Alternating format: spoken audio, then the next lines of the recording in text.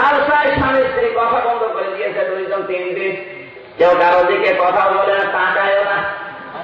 স্বামী শীতের রাত্রে স্ত্রীর কাছেও যায় না, খড়পটা আগুন লাগিয়ে তাপ দেয়। স্ত্রী একদিন জানার ফাঁক দিয়ে তাকিয়ে দেখে খড়পটার আগুন বেঁধে স্বামীর লুঙ্গিতে লেগে গেছে, ওকে তো টের পাই, ও আগুন পোয়াচ্ছে। স্ত্রী চিন্তা করতে সেই গায়ে আগুন লেগেছে, আমি যদি কথা না বলি তো সব থাকবে, কিছু সব পুড়িয়ে যাবে। কথা তো বলা যাবে না, কথা বললে আমার পেস্টের নষ্ট হবে, পুড়িয়ে যায় দাঁত। তারপরে মনের ভেতরে ভয় যে আল্লাহ পুড়িয়েই যদি সব যায় আমার কি হবে। কিন্তু করি কি আমি এখন? স্ত্রী যখন জ্বালা থেকে মুখ অন্যদিকে ঘুরিয়ে জোরে জোরে বলতেছে আমি কারোর সাথে কথা বলি না, আমার বলার দরকার নেই, কারণ লঙ্গিতে আগুন লাগে তাও বলি না।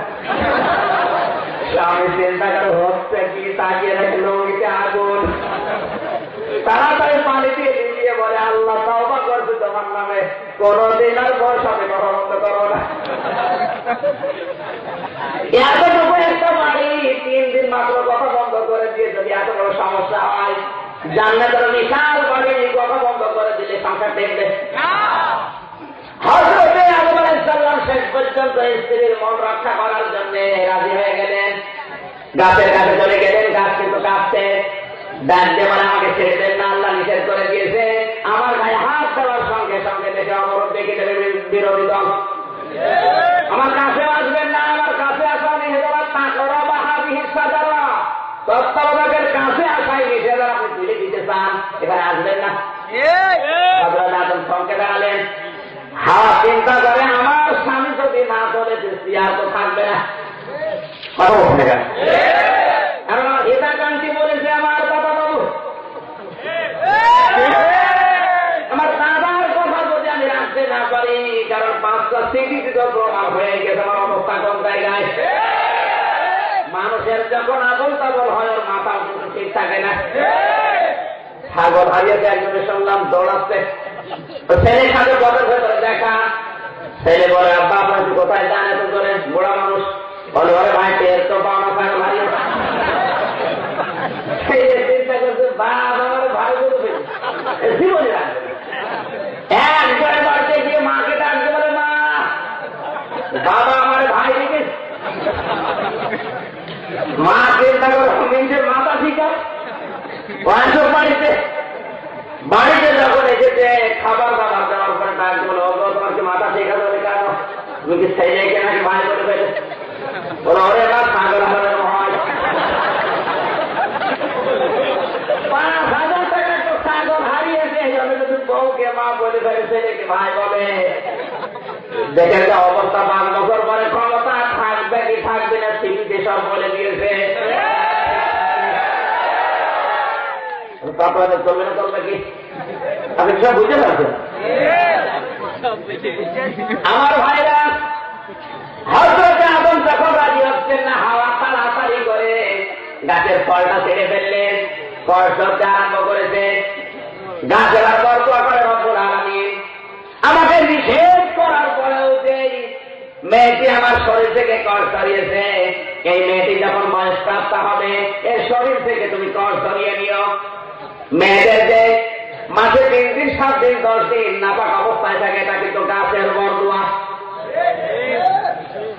কিন্তু সমস্যা থাকে যেটা তাফসীরে মুফাসসির লিখেছেন, 1 নম্বরে তাদের জান্নাতের পোশাকগুলি সব খুলে পড়ে গেল, 2 নম্বরে তাদের শরীরের ভেতরে পোশাক পায়খানার প্রয়োজন দেখা দিল, 3 নম্বরে শয়তান ওই যে দাঁড়িয়ে আছে জান্নাতের মেন গেটে, হযরত আদম এবং হাওয়াকে অলঙ্গ অবস্থায় দেখে শয়তান এবার দাঁত বের করে খিলখিল করে হাসতেছে। এবার আসে না এদের শিক্ষায় কষ্টটা হবে, শয়তান কিন্তু হাসতেছে এই জন্যে ও জান্নাত থেকে আদম হাওয়াকে বের করে দেবে, উদ্দেশ্য তার ছিল না। তাফসীরে কাদিরে মুফাসসির লিখেছে শয়তানের উদ্দেশ্য 1 নম্বরে এটা যে আমি আদম হাওয়ার লজ্জার স্থান দেখবো। এখানে শয়তান যৌনবাদী আর আমরা মৌলবাদী, কথা বলুন। সিনেমা দিয়ে, নাটক দিয়ে, নভেল দিয়ে, বিভিন্ন কায়দায় নিজের দেশীয় চলচ্চিত্র দিয়ে ধরছে না, মিস্টার ইন্ডিয়াকে সাথে নিয়ে করছে। আজ নিজের বউ দিয়ে, ছেলে দিয়ে, মেয়ে দিয়ে, বেটার বউ দিয়ে যারা উলঙ্গপনা ছড়ায়, তারা বাংলাদেশের দিকে অনেকে নিজেরটা নিজে দেখে মজা মারে না, অন্যকে দিয়ে টেস্ট করে। মোটর সাইকেল আমার বাস্তব, মোটর সাইকেলে দেখে একজন আসতেছে, পরিচিত, সালাম দিলাম, দাঁড়িয়ে বলো ভাই কেমন আছেন, বলে ভালো। পেছনে এটাকে একবার তাকিয়ে তাড়াতাড়ি করে চোখ আর তাকে বলো, বলে কেন, এটা তোমার ভাবি। ভাবি যে একই অবস্থা। বলে কেন, আপনি যা পরিয়েছে পোশাক না, সাড়ে গানে মশাই করে আমার গানে গানে বলছে, কানের কাছে মুখ নিয়ে বলছে, আমি হামজা বলবো কি, আমি তো সবসময় দেখি মানুষের একটু না দেখতে হয়। কি উদ্দেশ্য দেখে এই যৌনতা যারা ছড়াতে ভালোবাসে, নিজের বউ দিয়ে, মেয়ে দিয়ে উল্টা পাল্টা করে, আর ইফতিজিং করলে দোষ হয় আমি হামজার। বাংলাদেশে ইফতিজিং এর জন্য সবচাইতে বেশি দায়ী মেয়েরা। পরীক্ষা করে দেখেন, সব কিছু আপনি ওপেন রেখে দেবেন, পিন আপ করা পত্রিকা ওপেন সারা বাংলাদেশে, ফেসবুক ওপেন, ইন্টারনেট ওপেন, বড় ফিল্ম ওপেন, সব কিছু ওপেন করে রেখে দিয়ে আমির হামজাকে নিষেধ করে ইফতিজিং করা যাবে না, ওকে মানে কথা বলে। এই দেশে ইফতিজিং হওয়ার জন্য পুরুষ যদি দায়ী হয় 10 ভাগ, মেয়েরা দায়ী হতো 90 ভাগ। মুখে কোনো ওড়না থাকে না, পিঠে কোনো কাপড় নেই, মাথায় কোনো কাপড় নেই, এমন ভাবে মাথা ঘুরিয়ে চলে, শয়তান পর্যন্ত আশ্চর্য হয়। সেদিন সরকারের মাহফিল করার জন্য নেমেছি, পালবাড়ি মোড়ে দেখি মিছিল আসছে, ইফতিজিং এর বিরুদ্ধে ডাইরেক্ট অ্যাকশন।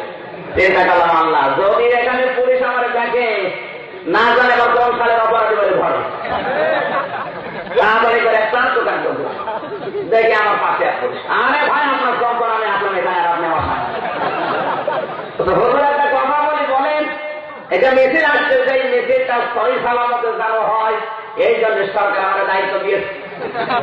আমি দেখে রাখতেছি মিছিলটা, কিন্তু যে অবস্থায় সামনে 2 জন ব্যানার ধরে আসে, যখন এমএম কলেজের 2টা যুবতী মেয়ে সাইন্টিফিক প্যান্ট করেছে, গেঞ্জি গায়ে দিয়ে, বুকে কোনো ওড়না নেই, ব্যানার ধরে উনি হাত উঁচু করে স্লোগান দিচ্ছে, ইফতিজিং এর বিরুদ্ধে ডাইরেক্ট অ্যাকশন। পুলিশ আমার বলছে, হুজুর সেই দৃশ্য আমার সামনে যেভাবে দলে, মনে হচ্ছে ইফতিজিং আমি আগে করি।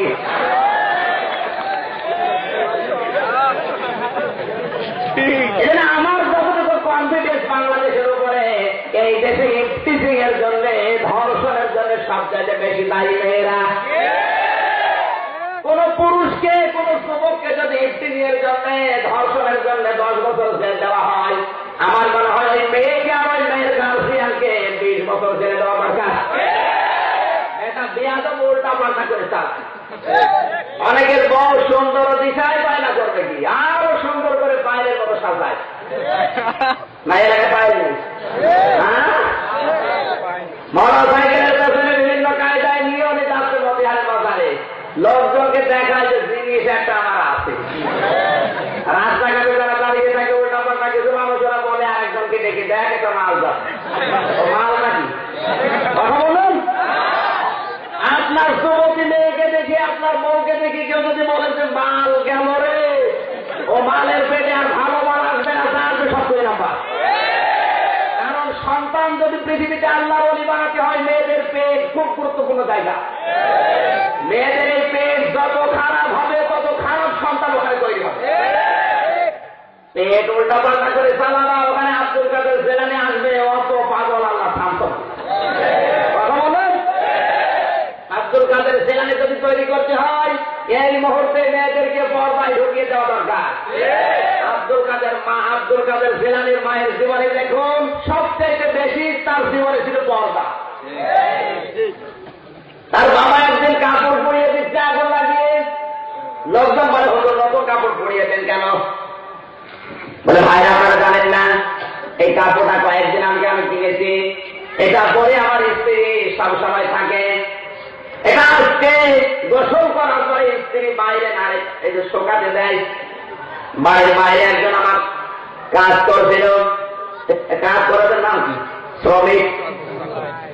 এই শ্রমিক কাজ করার পরে স্ত্রীর কাপড়ের দিকে তাকিয়ে হাঁ করে আছে। যে কাপড় আমার স্ত্রীকে দেখে, আমার স্ত্রীকে জড়িয়ে রাখে, ওই কাপড় দেখে ওই শ্রমিকের মনের ভেতরে কি এসেছে আমি জানি না। ওর মন তো সবার মন তো এক না। ও সেই নজরে তাকিয়েছে, নজরটা দেখে আমি বুঝতে পেরেছি যে উল্টা পাল্টা আমার স্ত্রীর পোশাকের উপরেও নজর দিয়েছে। এই জন্য পোশাকটাই রাখি না, আগুন লাগিয়ে পুড়িয়ে দিলাম। আর আমরা আছি কোথায়? এমনি আব্দুল কাদের জেলানি হয় অত সোজা? আব্দুল কাদের জেলানির জীবনে দেখলাম তার মায়ের কাছে এসে বলে, মা গো সত্যি করে বলো তো তুমি আমার পেটে রেখে কোনো হারাম কাজ করেছো নাকি? মা ডাকতে বলে, এত বড় কথা বললি? বলতাম না, আমি যা পড়ি আমার মনে থাকে না, আমার মনে হয় তুমি আমার পেটে রেখে কোনো হারাম কাজ করেছো। মা ডাকতে বলে, বাবারে আমার মনে পড়ে নাই, একটা কথা আমার মনে আছে, তোর পেটে রেখে কোনো হারাম কাজ আমি করি নাই। 9 মাস যখন তোর বয়স ছিল পেটে, তোর নানির বাড়িতে গিয়েছিলাম, যাওয়ার পরে দেখি ওখানের উপরে আঁকা আর গ্যাস আঁকা ফেলে ওটা তুলে খেয়ে ফেলেছি। পরবর্তীতে জানতে পারলাম ওটা তোর আপন নানির না, ওটা পাশের বাড়ির একজনের। আব্দুল কাদের মানুষের জিনিস আমি না বলে খেয়েছি তোর পেটে নিয়ে, ওই প্রভাব মনে হয় তোর মেধার উপরে পড়েছে, এই কারণে তোর পড়াশোনা মনে থাকে না। সন্তান পেটে নিয়ে মানুষের জিনিস না বলে খাওয়ার কারণে যদি ওই প্রভাব সন্তানের মেধার উপরে পড়ে, এই কারণে যদি লেখাপড়া মনে না থাকে। আমাদের যারা পেটে নেয় কত কিছু না বলে খেয়ে হজম করে ফেলে। আব্দুল কাদের জেলানির মা 7 বছর বয়স তার যখন নিয়ে গেছে সন্তানটা মাদ্রাসায়, ডাকতে বলে, হুজুর আমার ছেলেটা ভর্তি করে নেন। ওস্তাদ ডাকতে বলে, বাবা আব্দুল কাদের বলো আলিফ।